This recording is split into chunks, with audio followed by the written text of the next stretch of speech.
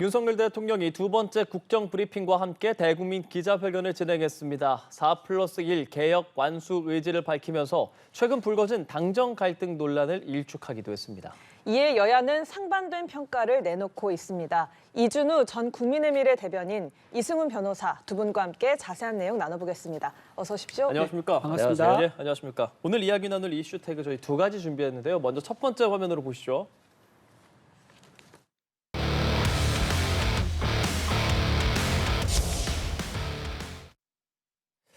예, 4+1 윤석열 대통령이 용산 대통령실에서 두 번째 국정 브리핑을 열었습니다. 연금, 의료, 교육, 노동, 그리고 저출생 대응까지 많은 의견들을 좀 냈는데 저희 좀 하나하나 두 분과 함께 짚어보도록 하겠습니다. 일단 연금 얘기를 좀 먼저 해보고 싶은데요. 전 대변인께서는 연금 개혁 관련한 윤석열 대통령 발표 좀 어떻게 들으셨습니까? 네, 청년들이 좀 걱정을 많이 하고 있잖아요. 이제 크게 두 가지가 쟁점인데요. 내가 나이 들어서도 받을 수가 있느냐, 이 예. 지속성 문제가 있고요. 그리고 내가 오랫동안 내는데 왜 선배 어른들보다 오랫동안 내면서 똑같은 금액을 내야 하느냐, 이런 형평성 문제가 있습니다. 그래서 지속성 문제를 어떻게 해결을 제시했냐면은 윤석열 대통령께서 이것을 법으로 정부가 지급을 보증하는 것을 법으로 명문화하겠다라고 해서 지속성에 대한 불안을 일단 해소하는 방안을 제시했고요. 또 하나는 이제 보험료 내는 거 있지 않습니까? 내는 거를 어른들은 나이가 많은 장년층은 1% 내도록 하고 또 오랫동안 내야 하는 청년들은 그 절반인 0.5%만 내도록 해가지고 좀 형평성을 갖추도록 이렇게 이제 청년들이 걱정하는 부분을 해소를 하는 방안을 제시를 했습니다. 적절했다고 보십니까? 예, 저는 적절했다 보고요. 또 대신에 노인들은 또 반대로 좀 부족하다고 늘 생각해왔거든요. 그래서 이번에 윤석열 대통령께서 임기 내에 기초연금을 40만 원으로 만들겠다. 거기도 같이 했기 때문에 청년과 노인들의 어떤 지금 불안감 이걸 좀 다 잡으려고 좀 노력을 많이 하셨다 이렇게 평가합니다. 자, 이 첫 번째 연금과 관련한 내용 이승훈 변호사께서는 들으시면서 어떤 생각하셨습니까? 일단 뭐 연금 개혁을 대통령 혼자 할 수 있습니까? 야당과 같이 함께 해야죠. 그런 측면에서는 좀 야당의 역할을 인정하고 대화하려고 하는 의지가 있어야 되는 것이 아닌가. 얼마 전에 실은 연금 개혁과 관련해서 여야가 거의 절충을 봤었는데 대통령이 거의 거부하다시피 했거든요. 그 다음 단계로 바로 뛰어넘을 수도 있습니다만 한 단계를 거쳐서 갈 수 있는 거거든요. 대통령께서 바로 뛰어넘으려고 한다면 야당뿐만 아니라 국민들의 의견을 들어야 될 것 같다 이런 말씀드리고요. 청년 세대의 불신을 뭐 없앴다 그러는데 중장년 세대의 좀 불신도 없애야 되는 거 아닙니까? 왜 그러냐면 지속 가능성 문제는 뭐 이거죠. 더 내고 덜 받으면 지속 가능한 겁니다.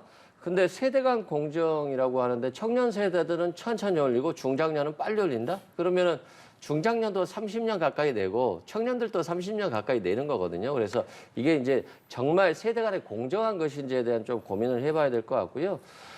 이걸 지급 보장을 법제화한다고 했는데 그렇죠. 실은 30년 가까이 국가에서 돈을 받아갔는데 연금을 받아갔는데 지급하지 않으면 이건 사기가 되는 거예요. 그래서 뭐 이거 법제화를 통해서 청년들이 뭐 믿을 수 있다 이건 아니고요. 청년들도 마찬가지고 중장년들도 마찬가지입니다.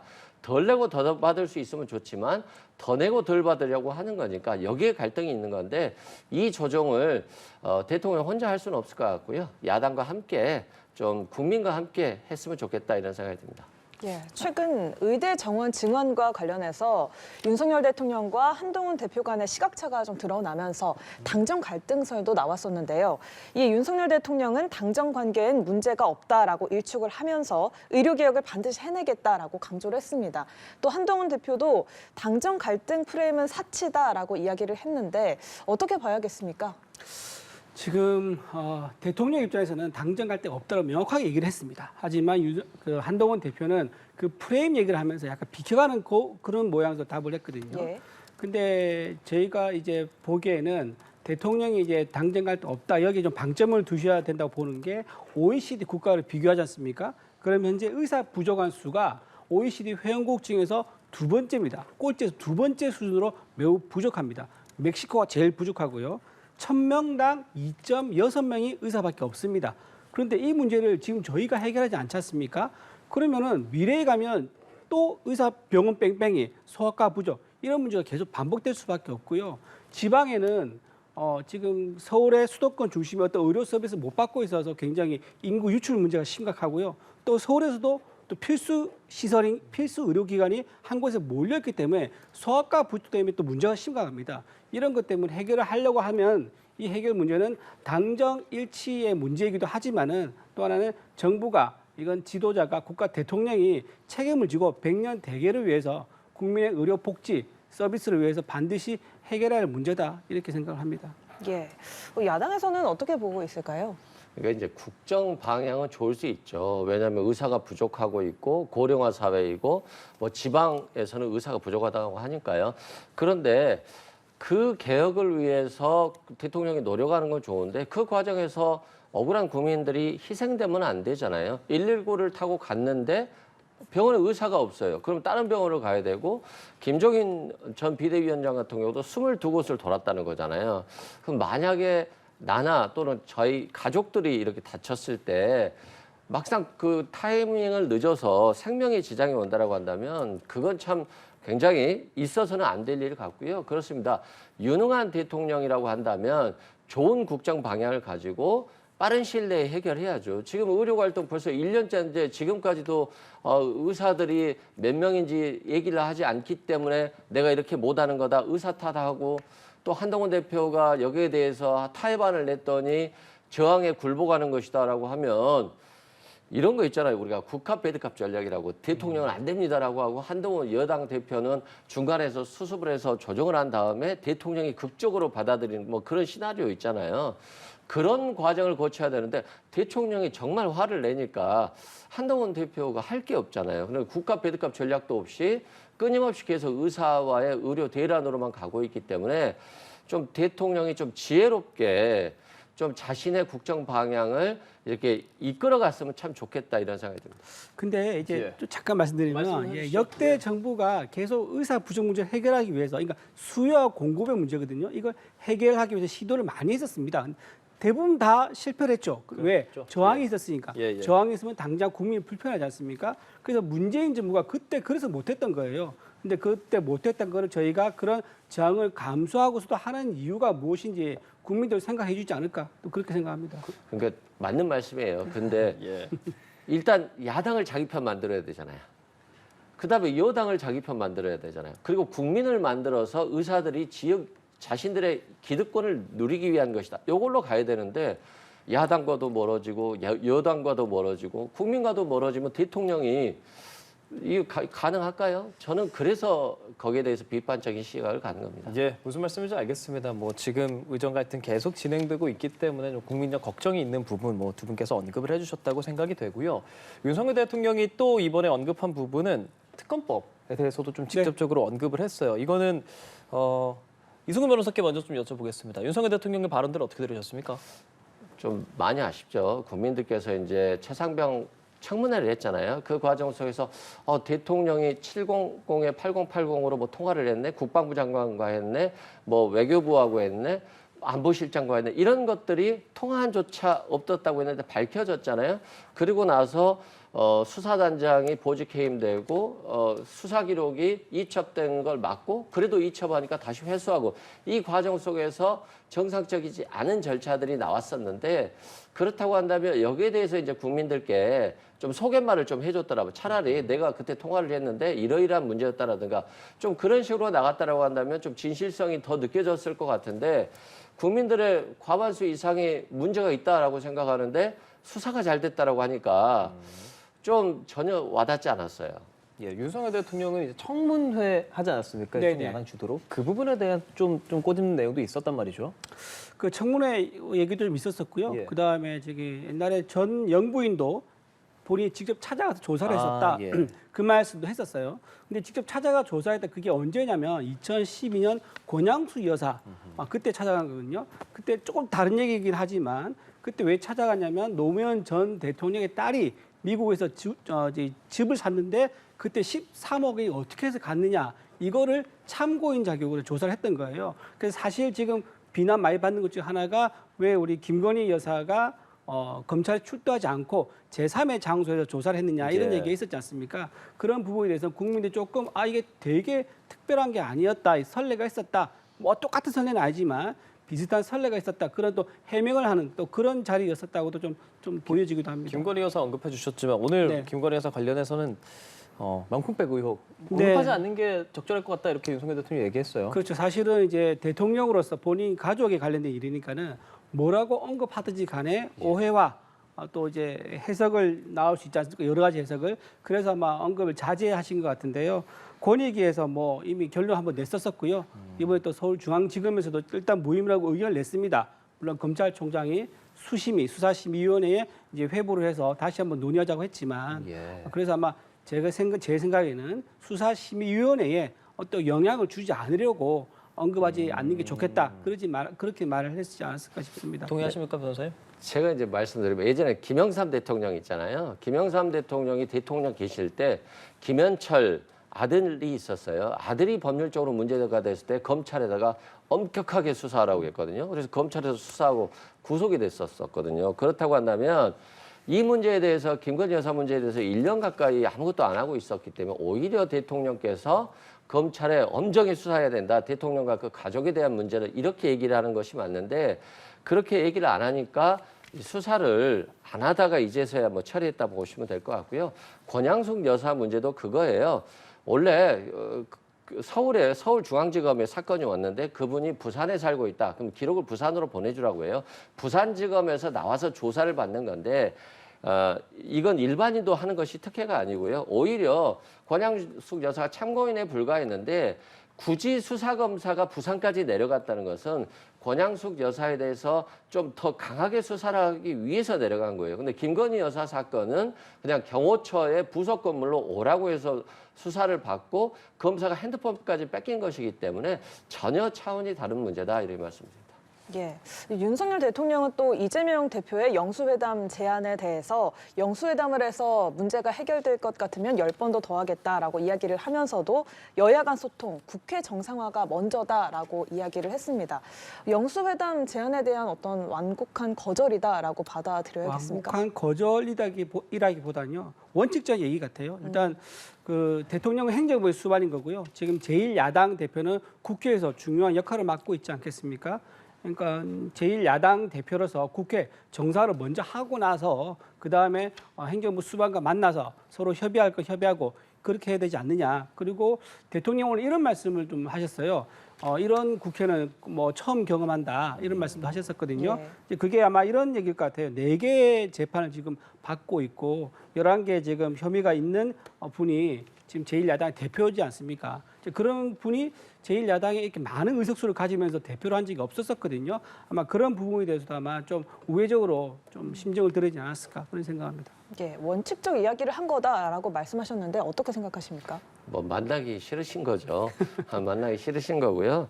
그래요. 뭐 국민들이 좀 절박하고 민생이 어렵고 그러니까 실은 야당 대표 만나봤자 뭐 별거 있겠어라고 하면서도 대통령이 한두 번 더 만나준다라고 한다면 우리 대통령께서 저렇게 열심히 하는데 왜 야당은 저렇게 안 따라주지라고 하는 거거든요. 왜 대통령의 발목을 잡지라고 하는 건데 대통령이 야당도 안 만나고 경제도 안 좋고 그래서 그 책임의 범위를 대통령이 오롯이 다 지고 있는 거예요. 지금 경제가 안 좋은 건 다 대통령 탓이 되는 거거든요. 그렇기 때문에 10번이고 못하겠냐 하는데 만나봐야 알겠다 이런 말씀 드리고요. 지금 대통령이 뭐 긴축재정 뭐 자기가 세금을 정말 아끼고 있다라고 하시지만 지금 문재인 정부 수준으로 재정 적자가 나고 있어요. 그래서 문재인 대통령 때는 코로나 때 세금을 오히려 민생 지원금으로 나눠줘서 적자가 난 거지만 지금 윤 정부 시절에는 세금을 안 나눠주는데 감세를 해줘가지고 적자가 나고 있는 거거든요. 그래서 이 부분에 대해서도 지금 왜 이런 재정 적자가 계속 나고 있는지에 대해서 경제정책 방향이 잘못된 게 아닌가 대통령이 조금 고민해 보셔야 되겠다 이런 말씀드립니다. 제가 이제 말씀 좀 잠깐 드려도 되나요? 예, 짧게 좀 네, 짧게 말씀드리면 그 재정 긴축 재정하는 수밖에 없는 이유가 사실 우리가 지금 빚이 600조였거든요. 문재인 정부 들어서기 전에 아마 아실 건데. 이승만 대통령부터 해서 박근혜 대통령까지 그 기간 다 합한 게 600조예요. 부채가.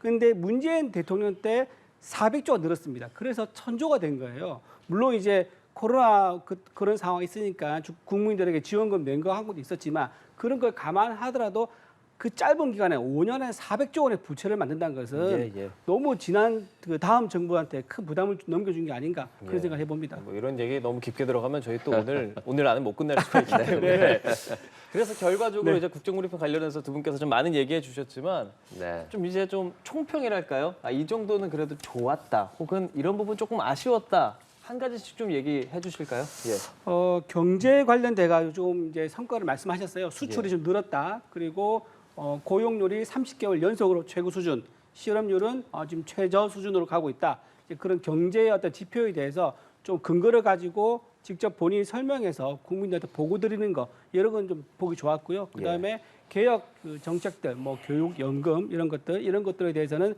뚝심을 가지고 추진하고 있다. 좀 저항이 있어도 미래를 보면은 반드시 해결해야 될 과제다. 그런 것을 솔직하게 보여준 면에서는 좀 높게 평가하고 싶습니다. 아쉬운 점은 없습니까? 아쉬운 점요? 예. 아쉬운 점. 없으면 없다고 하셔도 아니요. 되긴 되고. 예. 네, 없다기보다는 근데 좀 한동훈 대표, 우리 이제 집권 여당 대표랑 좀 이제 호흡이 잘 맞으면 더 좋겠다. 그리고 그런 부분을 오늘 언급을 아예 안 했어요. 이름을 거론 안 했는데 이름도 좀 거론하면서 좀 끌어당겨주고 좀 그랬으면 좋았겠다. 예. 그런 생각 좀 합니다. 반대로 이승훈 변호사는 아쉬운 점이 더 많을 수 있을 것 같은데 뭐 좋았던 점도 같이 해서 조금 말씀 같이 저는 해주시죠. 실은 아쉽다기보다는 예. 별 기대를 안 해가지고 특별히 와닿는 게 없었고 또 대통령께서 정말 자화자찬식으로 너무 성과를 말하다 보니까 잘 안 들리더라고요. 이게 두세 개만 딱 강하게 주장을 하셨어야 되는데 너무 많이 하셔서. 근데 제가 이제 윤석열 대통령이 후보 시절에 이런 말을 했어요.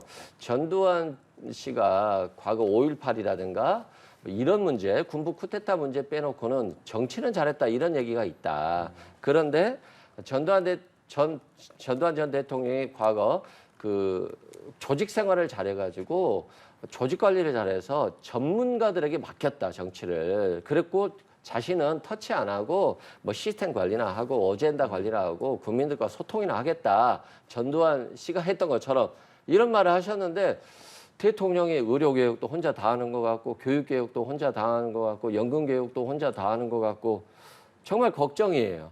저는 대통령이 최소한 여당 대표나 여당과는 좀 적극 협조해서 같이 이제 야당과 상대를 해주면 여야 대표 회담을 하더라도 그게 효과가 날 수 있는 거잖아요. 근데 대통령이 여당 대표하고 전혀 소통을 안 하면 여야 대표 회담은 아무 필요 없는 시간이 되는 거거든요. 그래서 이런 부분을 대통령이 조금 잘 좀 새겨들여 주셨으면 좋겠다 이런 말씀. 오늘 국정브리핑 뭐 좋았던 점은 얘기 안 해주실 겁니까?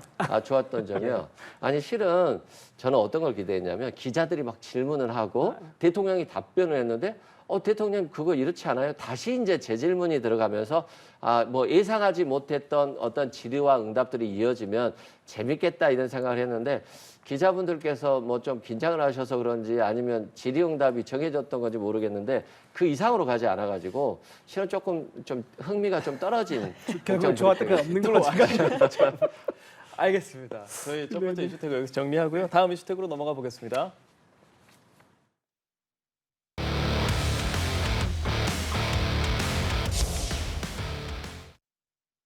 네, 두 번째 이슈 태그 11년 만에 대표 회담입니다. 뭐 앞서 이재명 대표의 코로나19 확진으로 이 대표 회담이 한 차례 연기가 됐었는데요. 드디어 이번 주 일요일 9월 1일에 11년 만에 대표 회담이 열리게 됩니다. 이 회담을 생중계하지는 않고 모두 발언만 공개하기로 했죠. 네, 생중계하지 않기로 한 건 정말 잘한 것 같아요. 왜냐하면은 우리 지금 생중계를 토론하고 있지 않습니까? 예. 토론하면서 우리끼리는 이제 토론하고 보는 사람들은 흥미진진할 거예요. 저런 면도 있지? 저렇게 생각할 수 있구나. 하지만 여기서 토론한다고 해서 우리 결론이 납니까? 여기서 어떤 합의안이 나올까요? 그렇죠. 생중계라는 게 그런 단점이 있습니다. 보는 사람이 있고 지지 세력이 있을 때는 여기서 자기 입장을 확고히 할 수밖에 없기 때문에 어떤 합의점이나 결론을 도출하기 되게 어렵거든요. 그래서 생중계하지 않기로 한 거는 잘하셨다 이렇게 생각합니다. 예, 생중계하지 않는 건 잘한 선택이다. 동의하십니까? 잘했죠. 뭐 저랑 우리 대변인이랑 얘기하다 보면 시청자들은 좀 싸우는 것 같이 볼 수도 있고 예. 지지자들을 위한 발언을 할 수 있는데 이게 끝나면 또 소개말을 하는 거잖아요. 그죠. 그러듯이 이재명 대표와 한동훈 대표도 좀 소개말을 하면서 지금 뭐 윤석열 정부는 이런 생각을 갖고 있는데 대표로서 나는 어디까지 설득해 보겠다. 그리고 야당 대표는 또 어디까지 해보겠다라고 하면서 성과를 내는 것들. 지금 경제가 어려우니까 25만 원 지원금을 주자라고 했을 때 이건 대통령께서 포퓰리즘이라고 해서 반대할 수 있다라고 하면 그 지원 대상을 중산층이나 서민에게 한정한다든가 이렇게 뭐 대화를 통해서 서로 양보할 수 있는 거고요. 최상병 특검도 마찬가지죠. 뭐 삼자 추천 특검을 한동훈 대표가 얘기했으니까 그러면 이재명 대표가 받고 이런 과정을 통해서 국민들에게 진실에 조금 더 다가가고 민생에 좀 다가간다. 그런 측면에서 저는 잘 하고 계시다. 꼭 해야 된다 말씀드리고 제가 이제 생각한 부분은 11년 만에 처음이라는 거예요. 그건 뭐냐면 야당 대표들이 이제까지 대통령과 영수회담만 요구했지 여당 대표를 만나기 싫어했던 것 같아요. 그럼에도 불구하고 10일 만에 하는 여야 대표회담이기 때문에 꼭 두 분이 만나서 이전과는 다른 좋은 결과물들을 냈으면 좋겠다. 이런 말씀드립니다. 그러니까 두 분께서 모두가 생중계를 안 하기로 한 부분에 대해서 결과적으로 합의를 도출하기 위함이다라는 말씀을 해주시는데 네. 합의를 도출하려면 사실은 우리가 의제라는 것을 잘 설정하고 미리 어느 정도 얘기를 해가야 되지 않겠습니까? 근데 실은 워낙 이제 좀 대치되는 부분들도 많고 뭐 예를 들면 뭐 의료라든지 뭐 지원법 뭐 이런 부분들 미리 어느 정도 조율하고 의제를 좀 올릴 수 있겠습니까? 그래서 지금 비서실장들끼리 지금 의제를 논의하고 있는데 그것도 좀 약간 껄끄럽게 예. 지금 잡음이 좀 나온 것 같더라고요. 이제 우리는 금투세 폐지가 중요한 이제 아젠다고요. 그다음에 지금 민주당에서는 최상병 특검, 그다음에 25만 원 지원 이런 것들이 이제 중요한 아젠다거든요. 그래서 이거를 아마 크게는 결국 협상 테이블을 올리자 여기까지는 합의가 좀 될 것 같아요. 근데 이 올린 것들이 하나하나씩 전부 다 어떻게 결론 나느냐 이거는 좀 차이가 많이 날 것 같습니다. 많이 날 것 같고 또 최상병 특검 같은 경우는 사실 국민의힘에서는요 당론은 사실 반대 입장이거든요. 그래서 만약 이거를 논의를 해서 제3자 특검을 당 대표끼리 만나서 협의를 한다 하더라도 돌아가서 또 당론으로 지난번에 당론으로 정해진 거를 또 수정하는 과정이 필요하지 않겠습니까? 그렇다 그러면 만약에 협의를 했다 그러면 이제 그런 과정도 시간이 좀 걸릴 거다. 그런 이제 뒤에 영향도 있을 거다는 말씀까지 드립니다. 국민 입장에서 뭐 어제도 간호법이라든지 전세 사기 특별법 이런 것도 좀 합의도 했었잖아요. 여야가 같이 좀 얘기 좀 잘했으면 좋겠다는 그런 바람 다 갖고 있을 것 같은데 말이죠. 그렇죠. 뭐 이태원 특별법도 1년 이상 뭐 여야가 반대됐었는데 합의되려고 하니까 금방 되는 거잖아요. 그리고 나서 이태원 특별법이 됐다라고 해서 윤석열 정부에 부담이 되지 않았거든요. 그런 측면에서 봤을 때 최상병 특검도 윤석열 정부에 처음에는 부담이 될 것 같지만 정말로 대통령 말처럼 잘못한 게 없다라고 한다면 또 이게 다음 단계로 넘어갈 수 있는 또 좋은 계기가 되는 것이거든요. 그래서 저는 그 한동훈 대표가 최상병 특검에 대해서 피하지 말고 적극적으로 임해야 된다. 그게 만약에 한동훈 대표가 여기에 대해서 피해버리면 저는 한동훈 대표의 미래는 없다고 생각을 해요. 처음에는 제3자 추천으로서 대법원장이 추천만 하고 다른 조건을 받지 않겠다라고 했는데 제보 조작까지도 받아야 되겠다 그랬거든요. 제보 조작도 야당에서 민주당에서 받아준다고 했더니 이제는 공소 수사 결과를 지켜보자는 거거든요. 그럼 이건 대통령이 한 말씀하고 똑같아요. 수사 결과를 지켜보자는 것은. 그런 식으로 했을 때 한동훈 대표가 국민과의 약속이 멀어진다거나 또는 추진력을 많이 잃어버리면 앞으로 대통령과의 관계가 지금 안 좋은 상태에서 한동훈 대표가 여당을 이끌어가는데 굉장히 힘들어질 수도 있거든요. 최상병 특검 수사 결과가 나오면 한동훈 대표는 더 움직이기 어려울 거라고 봐요. 그런 측면에서 저는 한동훈 대표가 조금 적극적으로 야당 대표하고 얘기를 하고 그 결과물을 가지고 대통령을 적극적으로 설득해야 된다 이렇게 말씀드립니다. 예, 알겠습니다. 지금까지 이준우 전 국민의미래 대변인 이승훈 변호사와 함께 윤 대통령 국정 브리핑부터 여야 대표 회담 이야기까지 함께 나눠봤습니다. 고맙습니다. 고맙습니다.